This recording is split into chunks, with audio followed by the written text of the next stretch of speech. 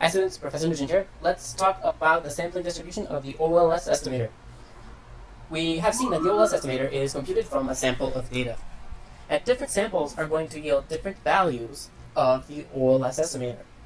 This is true for the intercept and for the slope beta 1 hat. This is because different samples are going to contain different data, as there is inherent randomness in what you sample from the population. And this is the source of sampling uncertainty and where we get our sampling distribution of the OLS estimator beta 1 hat. So, based on this consideration, we want to be able to quantify this sampling uncertainty. How much is there uncertainty around the estimate of the OLS estimator of the slope? So we want to put some bounds, right? We basically want to put some bounds. We want to characterize the uncertainty around that estimate. Within what range do we think the estimate will lie, right? And that gets at constructing a confidence interval for beta 1. We want to be able to test hypotheses about our population slope using our OLS estimate of the slope, hypotheses such as beta 1 equals 0. And what does it mean to test the hypothesis that beta 1 equals 0? This is testing the statistical significance of the slope of the linear relationship between the two variables that you're using in your regression. Okay, to get at all of these, we have to figure out the sampling distribution of the OLS estimator. Alright, it's the sampling distribution of the beta 1 hat. There are two steps to get there. We have to lay out a probability framework for linear regression. Okay, and we have just about done that already, but we will review it. And then we need to think about the distribution of the OLS estimator. Right? What is the expected value of the OLS estimator? What is the variance? From there, we get to the sampling distribution. So let's look at the probability framework for the linear regression. The probability framework for linear regression, it is summarized by our three least squares assumptions. Given the population from which the sample is randomly drawn, okay, population describes our sample as our group of interest. We have two random variables, also given. We look at a joint distribution of the two random variables, and we assume that the population regression function is linear, right? And what we mean by that, we are getting at e of y given x. This is equal to beta 0 plus beta 1 hat. This is our population regression function, and it's linear. We are assuming that the expected value of the residual given x is 0. That's our first least squares assumption. So the components contained in the OLS residual are not related to the regressor. We are assuming that x and y have non-zero finite fourth moments, the third assumption. So no outliers. Okay? And finally, data collection for our sample is done by simple random sampling, and it implies that our pairs xi and yi for all I equals 1 through n, they're identically and independently distributed. IID. Right? And that is our second least squares assumption. And because we're doing data collection by simple random sampling, that is where we get the IID result. So these components, our population, the two random variables from that describe our population outcomes, the joint distribution of those random variables, and the assumptions that we make about the joint distribution, lay out our probability framework. Okay. From here, we can think about the sampling distribution of beta 1 hat. Like the mean of a variable, which has a sampling distribution, beta 1 hat, the estimate of the population slope, also has a sampling distribution. So we want to think that given all of the sampling uncertainty in the sampling distribution of the OLS estimate of the slope, what is the expected value of beta 1 hat? Suppose that the expected value of beta 1 hat is the population slope, then we can say that OLS is unbiased, right? That's a good thing. So we want to see that we can make this conclusion.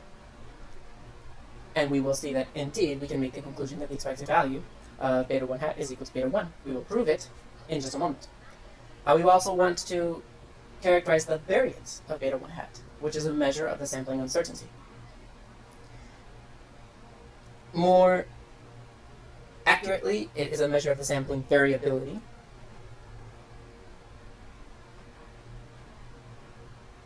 Okay, it is more accurately a measure of sampling variability. The difference between variability and uncertainty is it's important, and we may have time to discuss that one day. So we need to derive a formula so we can compute the standard error of beta 1 in order to get to the variance of beta 1 hat. And we will do just that. Thinking about the distribution of beta 1 hat in small samples, it is complicated in general. We won't get to the distribution of beta 1 hat in small samples. So this is not in our scope. But we will think about the distribution of beta 1 hat in large samples, and in large samples, we will show that beta 1 hat is normally distributed. Okay? We can talk about the distribution of beta 1 hat in small samples.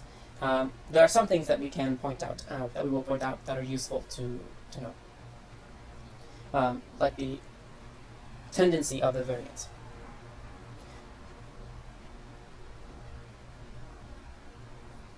So let's talk about the mean and variance of the sampling distribution of beta 1 hat. We begin with some preliminary algebra. We have the regression line yi equals beta naught plus beta 1 times xi plus ui. Okay? And we have that y bar is equal to beta naught plus beta 1 times x bar plus u bar. If we call this equation 1, and we call this equation 2, and please note that in equation 2, this is beta 1 times x bar. In equation 3 is equation 1 minus equation 2. Okay? So the intercepts net out. We have beta 1 times xi minus x bar plus ui minus u bar. So we can solve for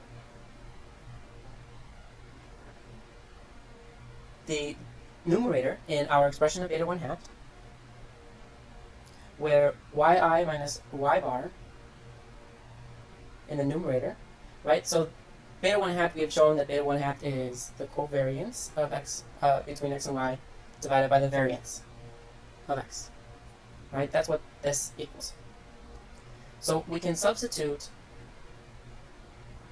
in equation 3 this expression where we have yi minus y bar, because that's what we have on the left-hand side of equation 3. And so we've substituted it in, and that's what you see on the right-hand side. Beta 1 times xi minus x bar plus ui minus u bar. Alright, so we're doing this so that we can show, we're going to simplify this and show that beta 1 hat is unbiased. And we're doing this because we need to show beta 1 hat as a function of beta 1, the population slope. Okay? Continuing right along.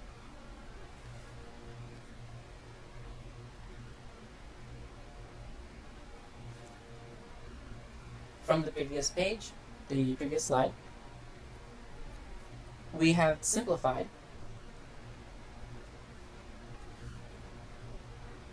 there are two potential terms in the numerator, right? And we can simplify this term on the right-hand side here. So let's just circle this thing. We can break this out into two terms. The first term, xi minus x bar times beta 1 times xi minus x bar. And the second term is going to be the xi minus x bar times ui minus u bar. And that is what we see up here, okay? So we've broken out that term on the right into two terms. And because beta 1 does not vary over I equals 1 through n, we can bring that out in front. And the denominator is the same for both, right? Because the denominator, we had one term with the same denominator, and then we broke it out for the different numerators. Now, notice that this term, the first term on the right-hand side, you have xi minus x bar times xi minus x bar, which is the same term, over xi minus x bar squared. So this term, you have the same term in the numerator and the denominator, so this is 1. Right? So that simplifies out. So that you have beta hat equals beta 1 plus the sum of xi minus x bar times ui minus u bar over the sum of xi minus x bar squared. So we can subtract beta 1 from both sides, so that we result with beta 1 hat minus beta 1 is equal to the sum of xi minus x bar times ui minus u bar all over the sum of xi minus x bar squared. Now, let's take a look at the numerator in this term, this xi minus x bar times ui minus u bar. Alright, so we're going to take a detailed look at this thing here. We can factor out this term, and when we factor it out, we get that we have xi minus x bar times ui minus, in brackets, xi minus x bar times u bar. And this simplifies again, but recall what this thing equals. The mean of u. That's 0. Okay? So, that term is 0. And you have, then, the term on the left-hand side simplifies to this last term here. The sum from I equals 1 to n, xi minus x bar times ui. Alright. Bear with me. A little bit more math. So we're going to substitute that simplified version of the numerator into the expression for beta 1 hat minus beta 1. Okay, so previously we had in the numerator xi minus x bar times ui minus u bar, which is what you see on the left-hand side here. And we're going to substitute in the right-hand side. So we have this expression that beta 1 hat minus beta 1 is equal to the sum from I equals 1 to n of, in parentheses, xi minus x bar, close parentheses, times ui, all over the sum from I equals 1 to n times of xi minus x bar squared. Now, why are we doing all of this? From here, we can show that the OLS estimate of the slope is unbiased. So let's take the expected value of both sides. Then we have the expected value of beta 1 hat minus beta 1 is the expected value of this whole term on the right-hand side. And breaking this out by the law of iterated expectations, the right-hand side, this equals 0. Okay? And that is because the expected value of ui given xi is equal to 0 by assumption number 1. Right? We are assuming that the components contained in the OLS residual are unrelated to x.